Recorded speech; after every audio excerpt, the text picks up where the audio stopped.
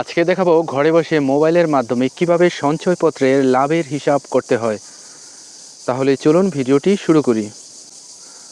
প্রথমে আপনারা প্লে স্টোরে চলে যাবেন। প্লে স্টোর এটার মধ্যে টাচ করতে হবে। এরপর সার্চ অপশনে যেতে হবে।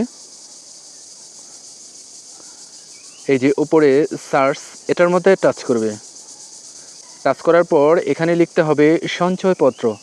বানানটি ভালো করে দেখে নিন। এরপর নিচের ডান দিকে সার্চ অপশন আছে, এটার মধ্যে টাচ করতে হবে। এবার সবার উপরে অ্যাপসটির লোগোটা ভালো করে দেখে নিন। এরপর ডান দিকে ইনস্টল লেখা থাকবে। তো আমার ডান দিকে ওপেন লেখা আছে, কারণ ইতিমধ্যে এটা আমার ইনস্টল করাই আছে। তো আপনাদের যাদের ইনস্টল করা থাকবে না তারা ইনস্টল করে নেবেন। তো যাই হোক, এবার আমি এখান থেকে বের হয়ে যাচ্ছি। অ্যাপটি ইনস্টল হওয়ার পর লোগোটি ঠিক এই রকম দেখাবে। তো এবার আমি এটার মধ্যে টাচ করছি। টাচ করার পর সবার প্রথমে সঞ্চয়পত্র ক্যালকুলেটর, তো এটার মধ্যে টাচ করব। টাচ করার পরে সঞ্চয়পত্রটা ঠিক কী ধরনের, এটা ওই যে উপরে ডান দিকে তীর চিহ্নর মতো একটা অপশন দেওয়া আছে, এটার মধ্যে টাচ করব। টাচ করার পরে দেখে নিন, এই যে 5 বছর মেয়াদি বাংলাদেশ সঞ্চয়পত্র, 3 মাস অন্তর মুনাফা ভিত্তিক সঞ্চয়পত্র, পরিবার সঞ্চয়পত্র, পেনশন সঞ্চয়পত্র। তো যার যেই সঞ্চয়পত্রের ধরন আছে সেই অনুযায়ী সিলেক্ট করতে হবে। তো আমি পরিবার সঞ্চয়পত্র এটার মধ্যে টাচ করলাম। টাচ করার পরে যে আপনার মূলধন লিখুন। তো আপনার যেই পরিমাণ মূলধন বিনিয়োগ করা আছে সেই টাকার পরিমাণটা এখানে লিখতে হবে। তো এটার মধ্যে আমি টাচ করলাম। ধরে নিচ্ছি 12 লাখ টাকার সঞ্চয়পত্র বিনিয়োগ করা আছে।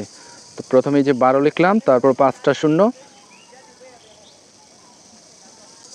তো লেখার পরে এই যে হিসাব করুন এটার মধ্যে টাচ করতে হবে।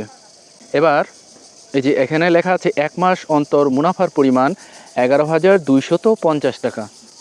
তো এই সঞ্চয়পত্র যদি আপনারা 1 বছরের মধ্যে এটা ভেঙে ফেলতে চান, তাহলে এই যে 1 বছর আনতে এটার মুনাফার হার হবে, এই যে 1 বছর আনতে এটার মুনাফার হার হবে 10.20%, আর 2 বছর হলে এটা 10.72%, 3 বছরে 11.28%, 4 বছরের মধ্যে ভাঙলে 11.87%, 5 বছর পরে গিয়ে ভাঙলে 12.50% হারে মুনাফা পাবেন।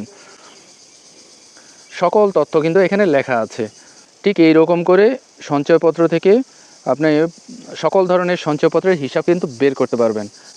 আশা করি আপনারা ভালোভাবেই বুঝতে পেরেছেন। তো ভিডিওটা যদি ভালো লেগে থাকে তাহলে লাইক, কমেন্ট, শেয়ার এবং সাবস্ক্রাইব করার অনুরোধ রইল।